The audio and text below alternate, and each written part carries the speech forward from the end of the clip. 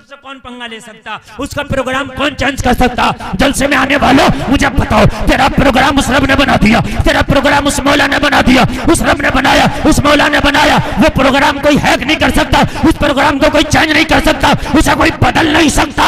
अच्छा, उस पर कोई उंगली भी नहीं उठा सकता कि तूने बनाया क्यों। कोई उंगली भी तो नहीं उठा सकता, तूने बनाया क्यों। कोई सरकार है तो कोई अपोजिट भी है, कोई पक्ष है तो कोई विपक्ष भी है। बोलो बोलो बोलो, है क्या नहीं है। चाहे कमजोर क्यों ना हो लेकिन विपक्ष है। लेकिन ये अल्लाह कोई तेरा भी विपक्ष है तो कहा कुल हु अल्लाहु अहद। सुभान अल्लाह सुभान अल्लाह। ऑपरेटर साहब बिल्कुल मैं जवाब से नहीं दे रहा, मेरे भाई से बढ़ाओ, थोड़ी सी बड़ी मेहनत करना पड़ेगी, थोड़ा बढ़ाओ इसका। बोले तो कौन सा वाला लिए वॉल्यूम, कॉलम में थोड़ी वापसी कर दो भाई, कॉलम में थोड़ी वापसी, कॉलम में कर दो यार। किधर है कॉलम, बाहर को कह रहे निकल के बाहर को आ जाए। तवज्जो करें आप यार, बड़ा अच्छा मूड बना हुआ। असल में मेहनत ज्यादा करना पड़ती है ना तो फिर तकरीर ज्यादा देर हो नहीं पाती जी। हाँ, हमारे इनसे मुलाकात करो अफजल भाई से, ये बड़े माहिर आदमी है, थोड़ी सी कर ले मुलाकात यार। मुलाकात में तो बात अच्छी बनती है ना। मजा आ रहा है कि नहीं आ रहा। कोई उंगली भी तो नहीं उठा सकता अल्लाह के प्रोग्राम पर, नहीं उठा सकता ना। कोई पक्ष है कोई विपक्ष है, लेकिन वो खुदा वो है कि उसका कोई विपक्ष ही नहीं। जी जी। कुल हुवल्लाहु अहद, अल्लाह एक है। लम यलिद व लम यूलद, न वो किसी से पैदा हुआ ना उसने किसी को पैदा किया, ना उसका कोई बाप ना उसका कोई बेटा, ना खानदान ना कुनबे वाला है ही नहीं। अच्छा चलो वो अकेला है तो ऐसा होता हो कुछ आराम भी तो करता होगा वो, तो या अल्लाह ऐसा तो नहीं है। कहा ला ताखुजुहु सिनतुम वला नौम, आराम की बात करते हो। अल्लाह को तो ना ऊंघ आए ना नींद आए। सुभान अल्लाह, जरा बोलो सुभान अल्लाह। अरे आराम की तो बड़ी बात है, मौला को न नींद आए न ऊंघ आए, वो ऐसा अजली अबदी है, वो 24 घंटे हर सेकंड अपने बंदों पे नजर रखता है। तो जो तेरी रोजी है कोई रोक नहीं सकता, मिलके रहेगी, देने वाला खुदा है। बेशक बेशक। नारे तकबीर, नारे रिसालत, उलमाए अहले सुन्नत, नारे तकबीर, नारे रिसालत। सुभान अल्लाह सुभान अल्लाह। ऐसा होता है ना कि अगर वो बादशाह सो जाए तब भी काम खराब हो जाएगा, कहीं चला जाए तब भी काम खराब हो जाएगा, लेकिन उसका ये भी सिस्टम नहीं है वो चला जाए। नहीं नहीं, अल्लाह की खुदाई, अल्लाह का पावर तो वहां तक चलता है जहां ये मकान भी नहीं, ये मकीन भी नहीं। जी जी जी। हाय हाय, ला मकाम में भी उसी की हुकूमत है। सुभान अल्लाह सुभान अल्लाह। इतना पावर वाला तेरा खुदा, इतना पावर वाला तेरा खुदा। अच्छा एक बात बताओ, अल्लाह ने जब लिख दिया तो वो मिलकर रहेगा, और जो लिखा नहीं है मेरे अजीज वो तुझ तक पहुंचेगा नहीं, झूठ कितना ही बोल ले। जी। कितना ही बोल ले, मिलके नहीं रहेगा। एक अल्लाह वाला ना सफर कर रहा, वो टांगों के सफर, पहले सफर टांगों में होते थे, घोड़ी पे ऊंट पर टांगे, बग्गी, वो बग्गी में टांगे पे सफर। अल्लाह वाला बैठा था और कोई एक शख्स हजरत के पास में था, और जो पास में था वो ईमान वाला नहीं था, वो उसका ईमान ही नहीं था इस्लाम पे, कोई दूसरे मजहब का था। कहने लगा हजरत आपका ईमान किस्मत का मिलकर रहता है। बोले बेशक मुकद्दर का मिलकर रहता है। कहने लगा अच्छा। एक चावल का दाना निकाला जेब से, कहने लगा बताओ ये किसके नाम का दाना है। अब यार वो अल्लाह वाले थे, अल्लाह वालों की तो आंखों से हिजाबात उठ जाते हैं। अल्लाह वालों ने देखा चावल के दाने को, कहा मत इम्तिहान, लेकिन नहीं हजरत बताइए इस दाने पे नाम किसका। आपका ईमान और आपका यकीन देखना चाहता हूं कि आपका जो मजहब है वाकई ठीक है, ठीक है। लोगों जरा ईमान मजबूत कर लेना, कान खोल करके सुनो। जो कसमें खाते हो, खुदा की कसम मुझे तो इतने की पड़ी है। अरे कसमें क्यों खा रहे आप, तेरी चीज है, तेरी 9 की है, तू 12 की बेच दे।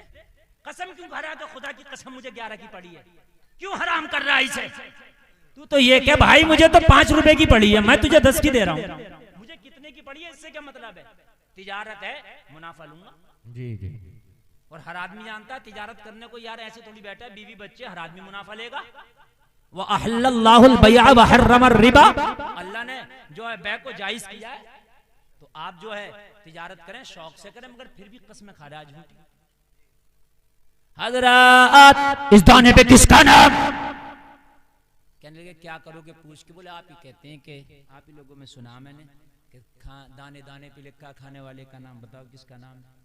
अब चावल के दाने पे नाम थोड़ी लिखा था, लेकिन वाकई नहीं लिखा था, लेकिन अल्लाह वाला अपनी पे आ जाए तो वो पढ़ भी लेगा लिखा किसका। अल्लाह वाला तो अल्लाह वाला ठहरा, अल्लाह वाले के सामने कहां टिकती है सारी ताकतें, सारी पावरें, सारे कंप्यूटर, सारा सिस्टम, सारा एडवांस सिस्टम फेल अल्लाह वाले के सामने।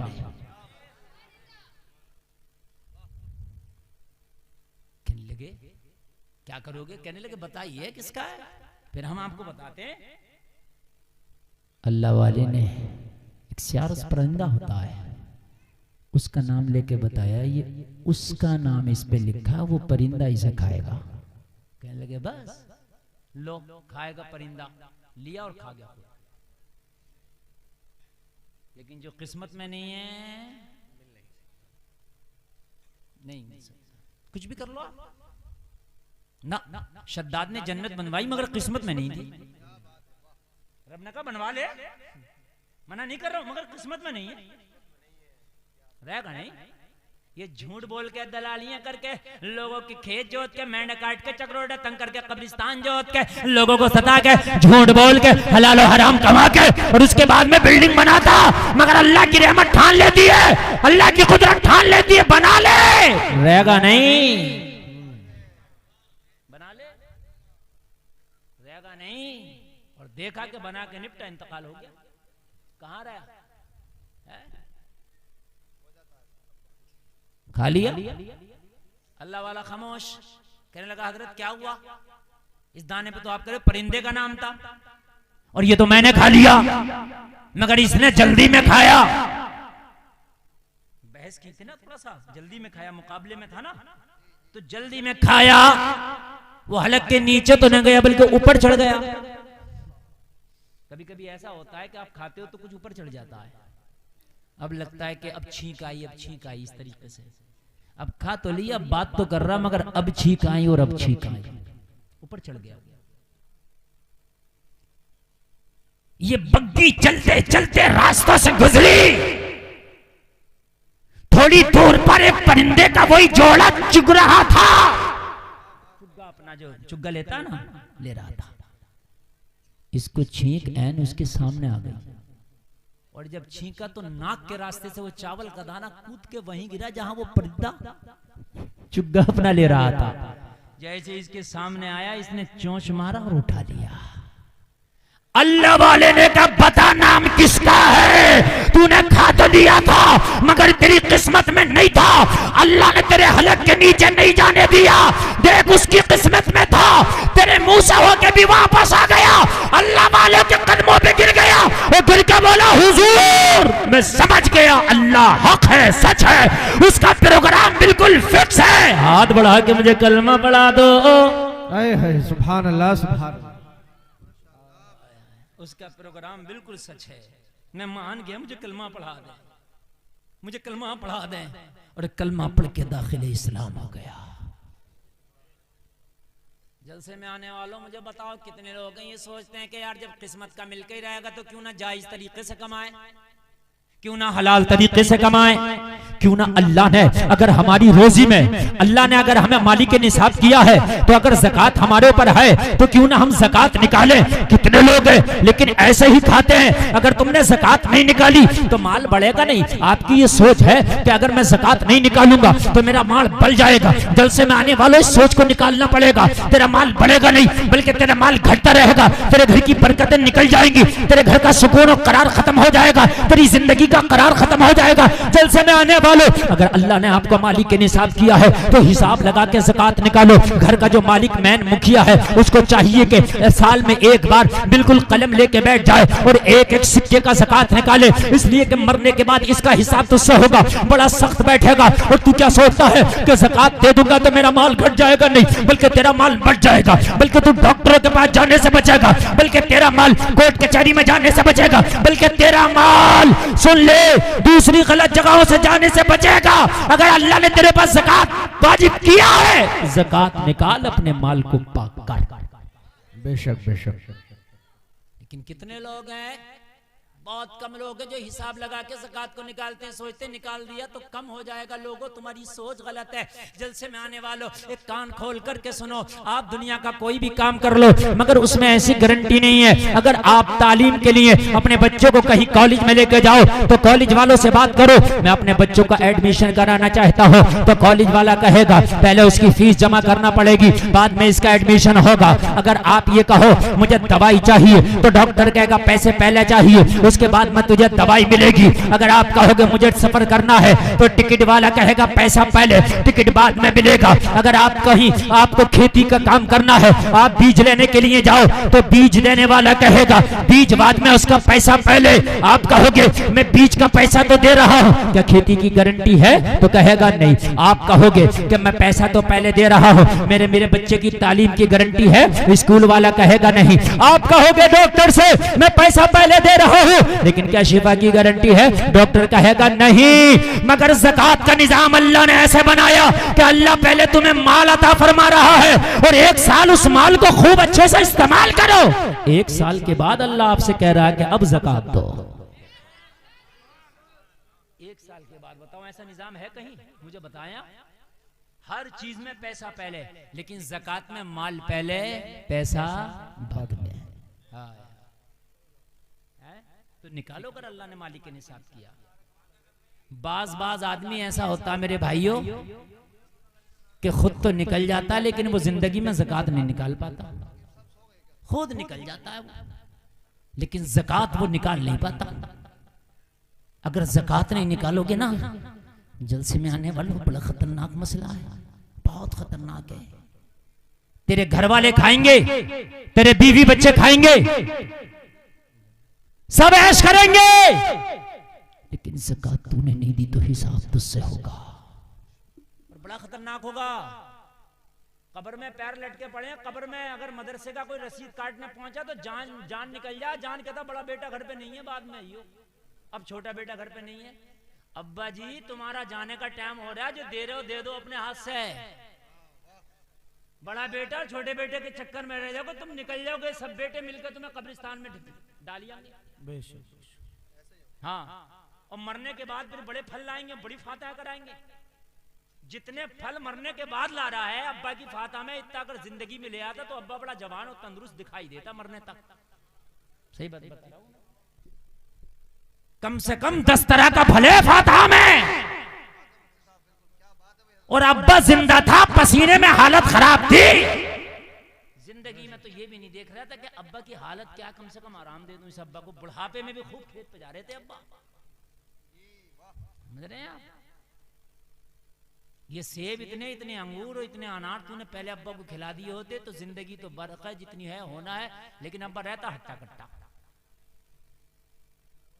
है। मगर अब्बा का भी हाल क्या है कि अब्बा ने पूरी जिंदगी इस औलाद के लिए कमाया, जब बूढ़े हो गए, खांसी आने लगी और बिल्कुल सांस फूलने लगी, चलो अब बेटे हज की दरखास्त लगा दो। तो हज जवानों से तो हालत खराब हो जा, बूढ़े से हज हो रहा, अब वो वहां जाकर हो रहा। बिल्डिंग के बिल्कुल दरवाजे पर खड़ा, बाद बिल्कुल अपने जो उसका कमरा, कह रहा मेरी बिल्डिंग खो गई। अबे तू खो गया, तेरी बिल्डिंग खो गई, बता मुझे। सही बात है, बिल्कुल वहां खड़ा कर रहा था, मेरी बिल्डिंग खो गई। अबे तेरी बिल्डिंग खो गई है, तू खो गया?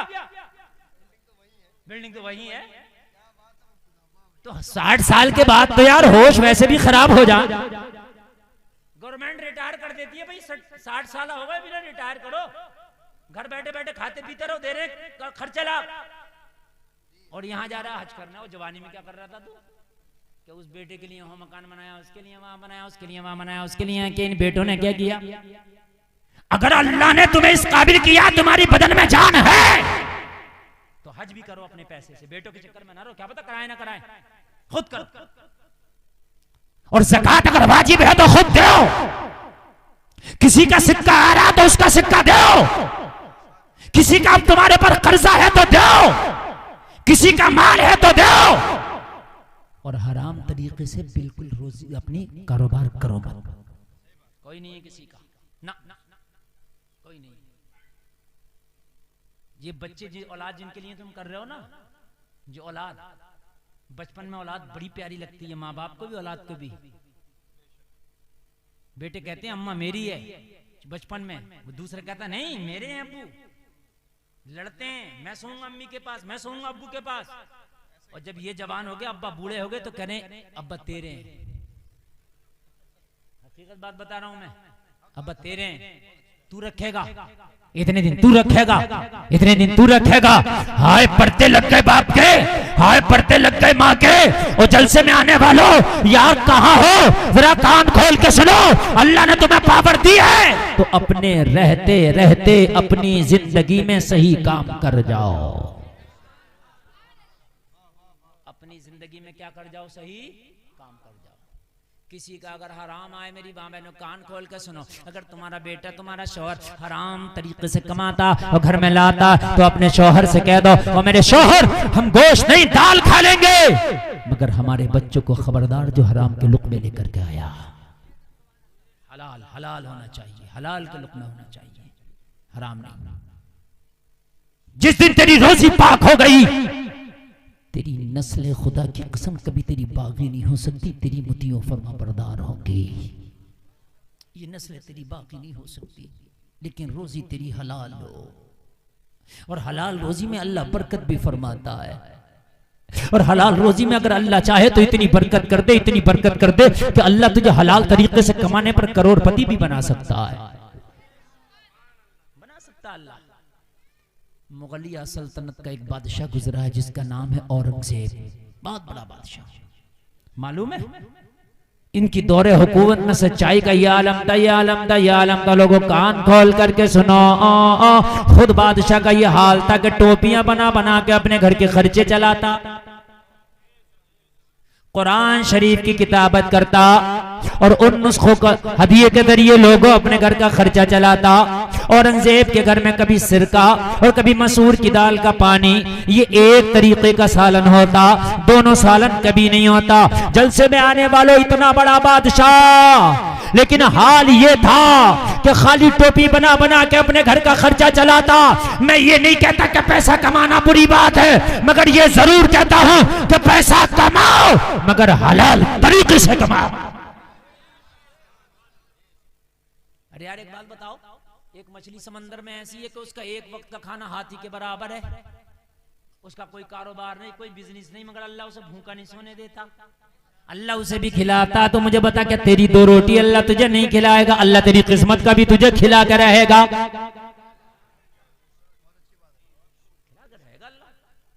अच्छा एक बात और बताऊं मैं आपको, 18,000 मखलूकात अल्लाह की, एक इंसान है इसका कारोबार है, बाकी किसी का कारोबार ही नहीं है। सबके पेट भर रहे हैं, इस इंसान का ही पेट नहीं भर रहा।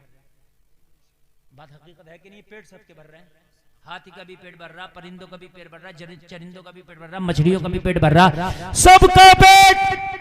और अल्लाह ऐसा भराता है, ऐसा भराता है कि सबको वही खिलाता है जो वो खाना चाहता है। अरे अल्लाह की मखलूक में कुछ शाकाहारी है और कुछ मांसाहारी है, बोलो है कि नहीं है? जो मांसाहारी है अल्लाह उसे मांस खिलाता है, जो शाकाहारी है अल्लाह उसे शाकाहारी खिलाता है। बोलो खिलाता कि नहीं खिलाता है? मखलूक इतनी वो क्या क्या खाती हैं, उनका नाम तो दूर रहा, उनका ये भी पता नहीं होगा ये ग़िज़ा क्या खाएंगे, और अल्लाह उनकी ग़िज़ा भी मालूम है क्या खाएंगे, सब खिला रहा। तो बताओ हमें कैसे नहीं खिलाएगा? मेरे भाई बताइए कैसे नहीं खिलाएगा? है? औरंगजेब के एक उस्ताद थे मुल्ला अहमद जीवन, सुभान अल्लाह। मुल्ला अहमद जीवन बहुत बड़े आलिम का नाम है, बहुत बड़े आलिम।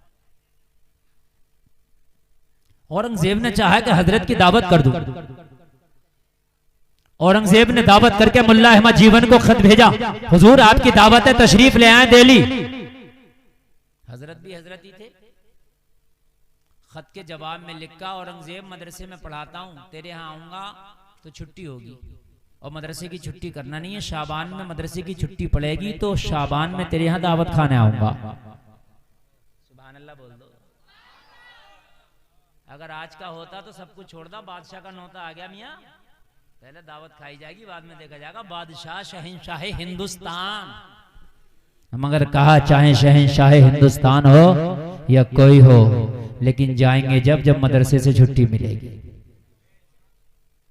अच्छा, बादशाह भी ऐसा था। आज का होता तो तकब्बुर वाला, घमंड वाला, तो कहता भाई इधर पकड़ के लाओ, ये मौलवी आया नहीं, इसे पकड़ के लाओ और वहीं से लठ्याते हुए लाना। हकीकत बताने है ना, हाँ आएगा क्यों नहीं, हम बादशाह।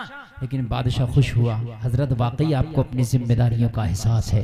बादशाह ने शाबान में इंतजार किया। शाबान में लोगों जरा गौर करो, मुल्ला अहमद जीवन दिल्ली दावत के लिए पहुंचे, बादशाह के दस्तरखान पे बैठे। जलसे में आने वालों जरा कान खोल करके सुनो, बादशाह के दस्तरखान पे बैठे, दो तरह का सालन आया, मसूर की दाल का पानी पतला और सिरका रखा गया और रोटी रखी गई। अब मुल्ला अहमद जीवन कभी बादशाह के चेहरे को देखता है और कभी दस्तरखान को देखता है। कहा, बादशाह क्या बात, ये मेरे साथ मजाक तो नहीं है, मुझे कहां से तूने बुलाया? मैं अमेठी से यहाँ दिल्ली आया हूँ, पता कितने दिन का सफर करके आया हूँ, कितनी मशक्कत से आया हूँ, कितनी परेशानियों से आया हूँ। अरे ये खाना ही खिलाना था तो मैं अपने घर वहां भी खा लेता, ये बादशाह की शाही दावत है। कहने लगा, हुजूर ये आप हैं, इस वजह से दस्तरखान पर 2 सालन है, वरना आज तक कभी मेरे दस्तरखान पर 2 सालन नहीं हुआ। या तो सिरका ही होता या ये दाल ही होती। आप हैं तब 2 हैं हुजूर, चूंकि आप मेरे मेहमान हैं। अब हजरत भी ने खामोश हो गए। सुभान अल्लाह। खाया, अल्लाह का शुक्र अदा किया। अल्लाह का शुक्र अदा करने के बाद कहा, औरंगजेब इजाजत दे, मैं घर जाना चाहता हूं। औरंगजेब ने इजाजत दी, जाने लगे। औरंगजेब ने इन्हें नजर पेश की, तोहफा हदिया नजराना पेश किया, लिफाफा रख लिया। लिफाफे में बादशाह ने जो पेश किया था वो 54 था। कितना था नजराना? बस। शहंशाह हिंदुस्तान 54 दे दिया। इन्होंने 54 लेके बोले, क्या करें यार, क्या करें? कपास का बीज खरीद लिया 54 से। क्या खरीद लिया? कपास, ये रुई जो होती है, और वो जाकर खेती इसकी शुरू कर दी। इधर बादशाह दिल्ली से चला गया और जंग में मसरूफ हो गया। 14 साल तक जंग लड़ता रहा। 14 साल के बाद जब दिल्ली वापस आया, अपने वजीरों को बुला के पूछा, बताओ हुकूमत का हाल क्या है, बताओ कितना टैक्स जमा किया, बताओ किस तरीके का बैतुल माल का हाल है, गरीबों का वजीफा बंद तो नहीं हुआ। कहा, हुजूर सारे मामला ठीक से चल रहे हैं, सारे हालात ठीक से चल रहे हैं, मगर एक ऐसे उद्योगपति नया पैदा हुआ कि अभी उस पर टैक्स नहीं लगा सके, इसलिए कि आपके डर की वजह से उस पर हमने टैक्स नहीं लगाया। अगर आप इजाजत दें तो उस पर टैक्स लगाए। आपकी हुकूमत में नया अमीर हुआ है, नया बिजनेसमैन हुआ है, बहुत तरक्की कर गया है, बहुत मालदार और अमीर है। बादशाह ने कहा, कौन है? अरे मुझसे पूछने की जरूरत क्या थी, टैक्स लगा देते। कहने लगे, हुजूर कोई आम आदमी नहीं, आपका उस्ताद मुल्ला अहमद जीवन है। इतना गरीब आदमी था कि घर में बच्चों का खर्चा नहीं चलता था हजरत का, लेकिन अब इतने अमीर हो गए, इतने अमीर हो गए कि नजर में आ गए इनकम टैक्स की। था नजर में इनकम टैक्स वाले डिपार्ट के, लेकिन उन पर क्यों नहीं लगाया? यार बादशाह के ये उस्ताद हैं, कहीं बादशाह बुरा ना मान जाए कि मेरे हजरत पे लगा दिया। लेकिन यहां तो हाल ये है, एक ही सफ में खड़े हो गए महमूद अयास, ना कोई बंदा रहा ना कोई बंदा नवाज। और आज के जमाने में क्या होता है, अपना है तो कितने भी गुनाह वॉशिंग मशीन ने धुल दिया, और दूसरा है तो कितना भी नेक है, उस पर मुकदमे इतने लगे कि उसे बेचारे की हालत खराब हो गई। लेकिन यहाँ का हाल उस्ताद है, मगर कहा उस्ताद को छोड़ दो, अगर औरंगजेब भी टैक्स की जद में आए तो औरंगजेब का भी कान पकड़ के टैक्स ले लो। ऐसे हुकूमत चलती है और ऐसे ही घर चलते हैं। बात समझ में आ रही है कि नहीं आ रही है? ऐसा नहीं होना चाहिए। पंचायत करने बैठ गए तो देख रहे हैं कि मेरी पार्टी का इधर को, अब बेफिक्र रहे तो तूने हराम कितने किया, कौन तेरी सी ना। खबरदार, अगर किसी का फैसल बन के बैठे हो, किसी का फैसला करने बैठे हो, तो ये देख तराजू तेरे हाथ में दी है, फरिश्ता नामा अमाल में लिखना। अगर किसी का हक मार लिया, ये गरीब तो खामोश होकर अपने दिल को दबा के बैठ जाएगा, मैदान महशर में हिसाब तुझे देना होगा। बड़ा खतरनाक मसला है। कितनों के मामले लोगों आज इन पंचों की वजह से खराब हो गए, इसलिए कि पंचों ने फैसले ऐसे कर दिए बिल्कुल नाजायज कि गरीब को बिल्कुल सरासर दबा दिया, और अपने आप को कहता है कि मैं बहुत बड़ा पंच हूं, मैं बहुत बड़ा पंच हूं। मियां दुनिया की पंचायतें हम करते हैं, ये देख तूने सही कितनी की है, वही है तेरी पंचायत जो तूने सही की है। हजरत औरंगजेब ने कहा मुल्ला अहमद जीवन को खत लिखो कि वो आए दिल्ली, टैक्स बाद में लगाऊंगा, पहले ये पूछूंगा इतना माल आया कहां से। टैक्स बाद में लगाऊंगा, पहले पूछूंगा कि इतना माल आया कहां से। खत लिखा, मुल्ला अहमद जीवन को फौरन तलब कर लिया। शाबान की छुट्टियों में मुल्ला अहमद जीवन फिर बादशाह की बारगाह में हाजिर। औरंगजेब किस लिए बुलाया?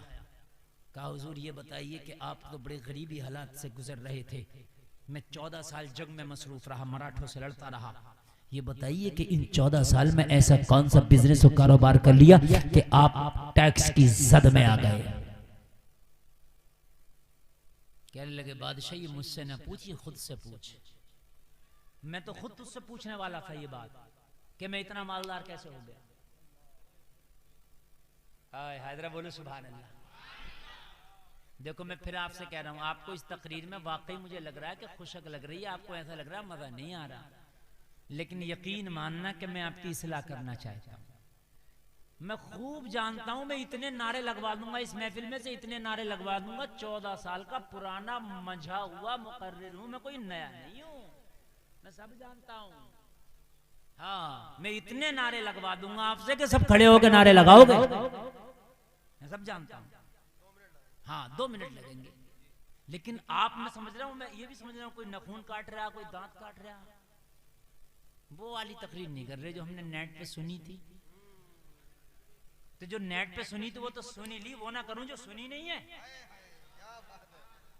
हम वही मौलाना तो नहीं है जो कर दी उसी को घुमा रहा है, अपने अंदर यही तो चीज नहीं है। समझ में आई कि नहीं आई? अच्छा इतनी बात समझ में आ रही है कि नहीं आ रही है? मुल्ला अहमद जीवन बोले औरंगजेब ये बात मैं तुमसे पूछने वाला था, ये बता मैं इतना अमीर हो कैसे गया। कहने लगा हुजूर माल आपका, अमीर आप हुए, ये मुझसे पूछेंगे आप? कहने लगा हाँ तुझी से तो पूछूंगा, तो पूछिए पहले मुझी से पूछो। बादशाह बोला हुजूर पहले मुझी से पूछो। तो बोले ये बता कि वो तेरी चवन्नी कहां की थी, उस चवन्नी का कमाल है जो इतना अमीर हो गया। सुभान अल्लाह बोलो। ये हराम के कमा तो बहुत लेते हो, लगते हैं बहुत, लेकिन पता नहीं है एक बार में एक ही झटके में चले जाते हैं, एक ही झटके में साफ कोसमोस चला गया तो एक बार में कई धानों की फसल ले जा। मेरी बात गलत तो नहीं है? कई धानों की उशर नहीं निकाल रहा, उशर बात तो क्या हजरत, उशर होता क्या है? दे दो, हो सकता है कि अल्लाह घर से बीमारियों को दूर कर दे, अल्लाह घर से परेशानियों को दूर कर दे, अल्लाह घर से तकलीफों को दूर कर दे। दे दो। जलसे में आने वालों जरा गौर करो, अब मेरे जुमले को कान खोल करके सुनना।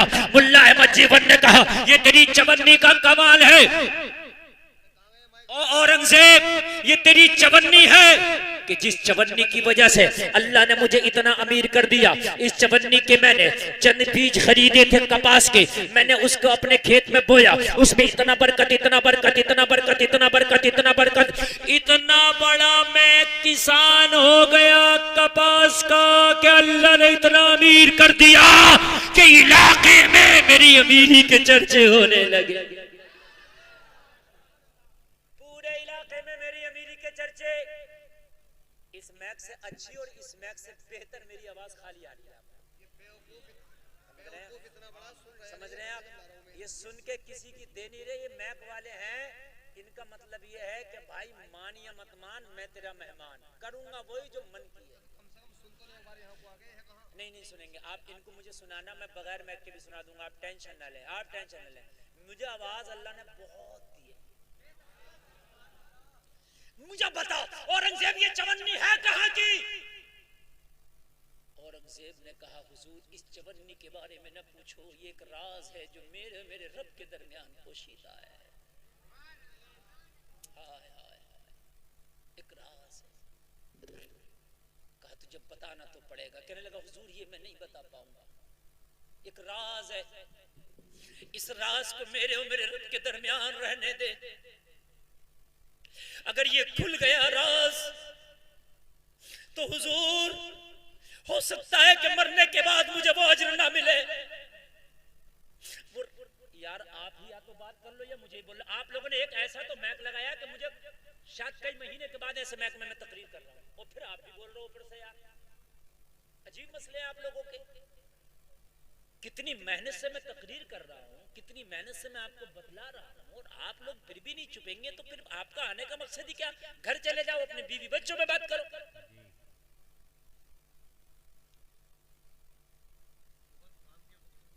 इतनी काम की बात, इतनी काम की गुफ्तगू मैं आपको बता रहा हूं तो आप सुन ले जरा। मुझे बड़ा डिस्टर्ब हो रहा है बोलने में और आप सुनेंगे तभी मैं सुना पाऊंगा। औरंगजेब ने कहा हुजूर ये मेरे रब के दरमियान का मामला है, इसको ना बता सकूंगा। मुल्ला अहमद जीवन ने कहा ना बता सकेगा तो सुन, ये वही चवन्नी है जिसकी वजह से अल्लाह ने मुझे अमीरी दी है, जैसी भी है मगर ये बड़ी बाबरकत चवन्नी थी।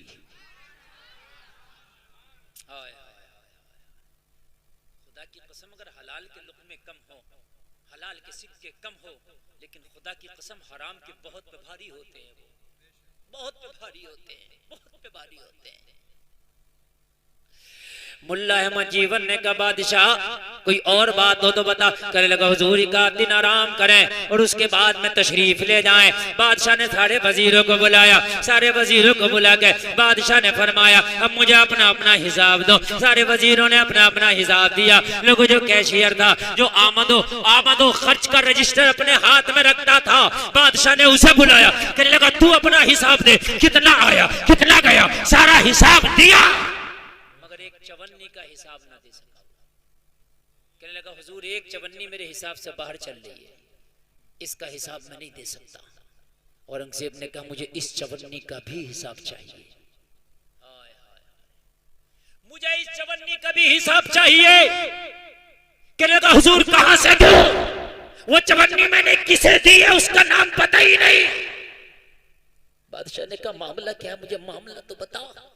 कहने लगा हुजूर बात यह है कि एक दिन आधी रात थी, कड़ाके की बारिश थी, बड़ी तेज बारिश हुई, बड़ी तेज की बारिश, बहुत तेज की बारिश। कहने लगा हुजूर मेरे घर जो रजिस्टर थे आमद और खर्च के जिसमें मैं लिखता था, बारिश में मेरे घर की छत टपकने लगी। जब बारिश में मेरे घर की छत टपकी तो मेरे रजिस्टर भीगने लगे। जब मेरे रजिस्टर भीगे तो मैंने अपनी बीवी से कहा इन रजिस्टरों को अलग कर दो। मेरी बीवी रजिस्टर अलग करने लगी, मैं रजिस्टर अलग करने लगा, लेकिन बारिश इतनी तेज थी, छत इतनी ज्यादा टपक रही थी कि मैं रजिस्टर अलग ना कर सका।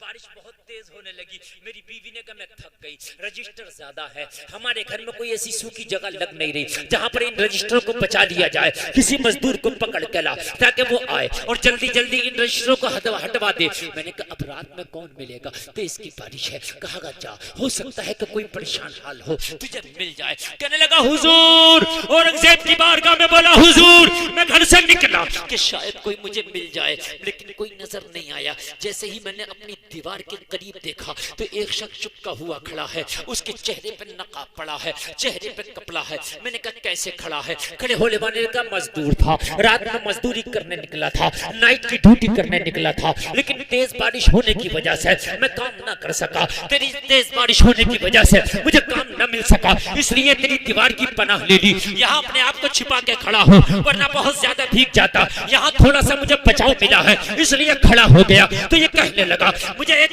एक मजदूर की जरूरत है, अगर हो सके तो मेरे घर में थोड़ा सा काम कर दे। इस खड़े होने वाले ने कहा काम क्या है? कहा मेरे रजिस्टर भीग रहे, उन रजिस्टरों को उठा और उसको उस जगह पे रख दे जो पानी से अलग है। कहने लगा वो मजदूर मेरे घर आ गया। बादशाह औरंगजेब की बारगाह में ये अर्ज कर रहा कैशियर, कहने लगा हुजूर मैंने रजिस्टर हटाए, मेरी बीवी ने हटाए, मेरे मजदूर ने हटाए, रजिस्टर हटा के जब मजदूर फारिग हुआ, कहने लगा मुझे मेरी मजदूरी दे दे। मैंने जब जायजा लिया तो मेरे पास उस वक्त कुछ नहीं था। मैंने कहा सुबह आ जाना, तुझे मजदूरी दूंगा। मजदूर ने कहा मुझे सुबह को टाइम मिलता ही नहीं है, मुझे दिन में टाइम मिलता ही नहीं है, इसलिए रात को थोड़ा सा टाइम निकालता हूँ और कभी-कभी मजदूरी कर लिया करता हूँ ताकि मेरे बच्चों का खाना चलता रहे, मेरी बच्चों की रोजी रोटी चलती रहे, इसलिए मुझे अभी दे दे जो देना है। कहने लगा हुजूर उस वक्त मेरे पास एक चवन्नी थी, वो चवन्नी मैंने उठाई और उस मजदूर को दे दी। मजदूर चवन्नी दिया और चला गया, जाकर के अपने घर चला गया होगा, बस मैं अपने घर रहा। हुजूर वो मजदूर था कौन? उस चवन्नी का पता ही नहीं। औरंगजेब ने कहा उस मजदूर का नाम मैं बताऊं कौन था? अपने रजिस्टर में लिख देता कि हिसाब मुकम्मल हो जाए। कहने लगा हुजूर तेज की बारिश थी, बाजार में सन्नाटा था, ये राज मुझे या मेरी बीवी को पता है, आपको कैसे पता मजदूर कौन था? कहा मुझे पता है। तो कहने लगा हुजूर बताए नाम, वो मजदूर कौन था? तो औरंगजेब ने कहा लिख शहंशाह हिंदुस्तान औरंगजेब, मैं था वो मजदूर, मैं था। समझ रहे हैं आप? अब देख लो चंद दिन के यहाँ मजे ले लो या मरने के बाद हमेशा हमेशा के मजे ले लो। समझ रहे हैं आप? मजे आपके लिए हैं और आप देख लीजिए कि अब हमें लेना क्या है। और ऐसा नहीं है कि जो दीनदार आदमी है दुनिया में मजे नहीं है। सही बात तो ये है कि दुनिया में मजा ही दीनदार आदमी का है। आप कहोगे कैसे? तो मैं कहूंगा ऐसे, देखो वक्त तो बादशाह का भी गुजरता है और एक रक्षा चलाने वाले का भी गुजरता है। वक्त तो सबका बराबर चल रहा, 12 सबके लिए बज रहे हैं। जो अब घड़ी में टाइम हो रहा तो यहाँ अमीर गरीब छोटे बड़े बुजुर्ग छोटे मोटे सब हैं, सबके लिए 12 बजेंगे। ऐसा तो नहीं है ना मेरे लिए कम आपके लिए ज्यादा, टाइम सबका कटता है यार। लेकिन कितना अच्छा हो कि नेकियों में टाइम कटेगा। जब जब तुझे मौत याद आएगी तो तेरा मन खुश हो जाएगा। कोई बात नहीं, अगर दुनिया में थोड़ी तंगदस्ती है तो क्या हुआ, या अल्लाह मरने के बाद तो तूने हमारे लिए इनामात रखे हैं। आवाज बढ़ाओ ऑपरेटर साहब, मजा नहीं आ रहा, आवाज खूब वापसी दीजिए, तवज्जो आया। अच्छा कितनी चीजों की पाकी बतलाई मैंने? जोर से बोले 4। इंशाअल्लाह मैं गुफ्तगू करूंगा और आपको बताऊंगा। आज जलसे से ये पैगाम लेके जाना, हमें चारों चीजें पाक रखना, ठीक है? दिलो दिमाग, कपड़ा, बदन, रोजी। रोजी में ये कमाई धंधा दुकान खेती बाड़ी सब आ गए, पाक रखना। अच्छा एक बात और सुन लियो, कुछ लोगों का ये मानना है हर आदमी चाहता अमीर हो जाऊं, हर आदमी चाहता, पैसा किसे बुरा लगता है। कुछ लोगों का ये मानना है कि भाई जब तक 2 नंबर का काम नहीं करेंगे जब तक अमीर नहीं हो सकते। ये तुम्हारी सोच गलत है। ज्यादातर सोच है कि मैं दलाली करूंगा, कमीशन खाऊंगा, झूठ बोलूंगा, बेईमानी करूंगा, मालदार हो जाऊंगा। ये बहुत गलत सोच है।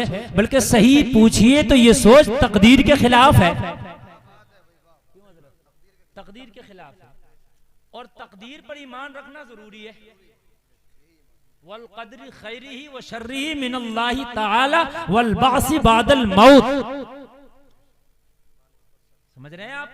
अच्छाई और बुराई ये आपको, ये तकदीर जो आपकी अल्लाह ने अच्छाई बुराई रिस्क रोजी लुकमा जो लिख दिया है वो मिल के रहेगा, चाहे 2 नंबर नहीं 5 नंबर का काम कर ले, चाहे 1 नंबर का कर ले, बिल्कुल हलाल कर ले, बिल्कुल हराम कर ले, जो तेरी किस्मत का है तेरा मौला तुझे दे के रहेगा। जो तेरी किस्मत का है वो तेरा मौला दे के रहेगा। जलसे में आने वालों, मेरी बहनों, मेरे भाइयों, आज मेरे जुमलों पे गौर करते चले जाना। और आज मैं आपको कुछ देकर जाना चाहता हूं ताकि ये जलसा आपकी जिंदगी में एक कामयाब प्रोग्राम की शक्ल इख्तियार कर जाए। जलसे में आने वालों, आप झूठ बोलोगे तो तुम्हारी किस्मत का मिलेगा, दलाली करोगे तुम्हारी किस्मत का मिलेगा, आप किसी का दिल दुखा के कमाओगे किस्मत का मिलेगा, आप सूद खाओगे किस्मत का मिलेगा। आप सोच रहे होगे कि मैं सूद खाता हूं इसलिए इतना मालदार हूं, आप सोच रहे होगे मैं दलाली करता हूं इसलिए मालदार हूं, आप सोच रहे होगे मैं कमीशन खाता हूं इसलिए मालदार हूं, आप सोच रहे होगे कि मेरा 2 नंबर का धंधा इसलिए मालदार हूं। नहीं, तू 1 नंबर का धंधा करके देख ली, जब भी इतना ही मालदार होता। बात हकीकत है कि नहीं? तू 1 नंबर का करके देख ली। आप ये बताओ मुझे, ना हर डॉक्टर मालदार है, ना हर डॉक्टर मालदार है, ना हर मौलाना गरीब है। मेरी बात हकीकत है कि नहीं है? किस्मत का मिलता रहता है। अगर ये मौलाना डॉक्टर बनता तब भी तो नहीं मिलता, और ये डॉक्टर मौलाना बनता तब भी तो नहीं मिलता। किस्मत का है, ये कहीं जाएगा ही नहीं। तो फिर एक बात मुझे बताओ, फिर ये शैतान ही तो बैठा हमारी खोपड़ियों में, और हम जो सोच रहे हैं यार जब तक झूठ नहीं बोलेंगे जब तक कारोबार हमारा चलेगा नहीं है? जब तक झूठी कस्में नहीं खाएंगे जब तक कारोबार चलेगा नहीं, जब तक कमीशन नहीं खाएंगे कारोबार चलेगा नहीं, जब तक क्या हम दलाली नहीं करेंगे कारोबार चलेगा नहीं। नहीं, जलसे में आने वालों ये सोच तुम्हें बदलना पड़ेगी यार। कलमा पढ़ने वालों की ये सोच, तुमने बिन देखे खुदा को माना, क्या तुमने खुदा को देखा? पूरा गांव नहीं पूरा जलसा जवाब देगा नहीं। मैंने कहा क्या खुदा से कभी मुलाकात हुई? जवाब मिला नहीं। मैंने कहा कभी देखा नहीं, कभी मुलाकात नहीं हुई, फिर क्यों कलमे में कहता ला इलाहा, नहीं है कोई माबूद इल्लल्लाह, मगर अल्लाह के सिवा। तू क्यों कहता है कि कोई माबूद है ही नहीं उसके सिवा? तू जिसकी बात करता है क्या देखा? तवज्जो करना, तवज्जो करना। अरे तू जिसकी बात करता है क्या देखा? जवाब मिलेगा नहीं। तो मैंने कहा फिर तेरा तो ईमान ही इसी पे टिका पड़ा है कि वो है, तेरा तो ईमान ही इसी पे टिका पड़ा है कि वो है, और तू सबका इनकार करके कहता इल्लल्लाह। बल्कि उस पर तेरा ऐसा यकीन है कि जब तुम नमाज पढ़ते हो और जब कहते अशहदु अल्ला इलाहा, जब जबान मना करती है मैं गवाही देता हूं नहीं है कोई माबूद, तो उस वक्त उंगली उठा के कहते हो जबान मना कर रही है लेकिन है एक, उंगली उठा के कहते हो आप अशहदु अल्ला इलाहा। आप कहते हो कि जबान तो मना कर रही है कोई माबूद नहीं है, मगर मेरा ईमान वो नहीं है जो जबान कह रही है। अभी मेरा ईमान ये है, एक है, यानी इतना यकीन है कि थोड़ी देर जबान मना कर रही है वो भी बर्दाश्त नहीं है आपको, उंगली उठा दी नमाज में आपने। यही तो इसलिए तो उंगली उठाते हैं, ये जो अशहदु अल्लाह पे उंगली उठाते हैं नमाज में तशहुद पढ़ते वक्त, तो क्यों उठाते हैं? जबान मना कर रही है कोई माबूद नहीं है, तो इतनी देर भी बर्दाश्त नहीं है ईमान को कि जबान, जबकि जबान फौरन कहने वाली है इल्लल्लाह, मगर अल्लाह है, मगर पहले मना किया तो इतना भी बर्दाश्त नहीं कि थोड़ी देर मना करे तो खामोश बैठा रहे। नमाज में भी उंगली उठा दी, जबान तू मना कर रही है मगर एक है। कहने लगे हजरत जान दे सकता हूं उस खुदा के लिए है? मैंने कहा देखा? बोले नहीं। मैंने कहा उसकी तस्वीर कहीं देखी? बोले नहीं। कुछ चीजें ऐसी हैं हमने ओरिजिनल नहीं देखी, उनकी तस्वीर देखी। मैंने कहा कहीं तस्वीर देखी? नहीं, क्योंकि वो तस्वीर से पाक है।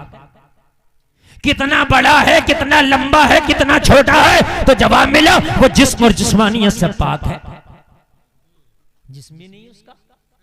मैंने कहा देखा नहीं, तस्वीर नहीं, मुलाकात नहीं, फिर इतना यकीन क्या है, लड़ने मरने तैयार, तो तुम कहोगे हजरत वो है इसीलिए तो यकीन है कि वो है। तो मैंने कहा जब दिन देखे खुदा पे यकीन इतना पक्का है कि वो है, तो इस बात पे भी यकीन कर ले कि जब वो है तो अगर तू सच्चाई से काम करेगा तो तेरी किस्मत का दे के रहेगा। ये बात भी है।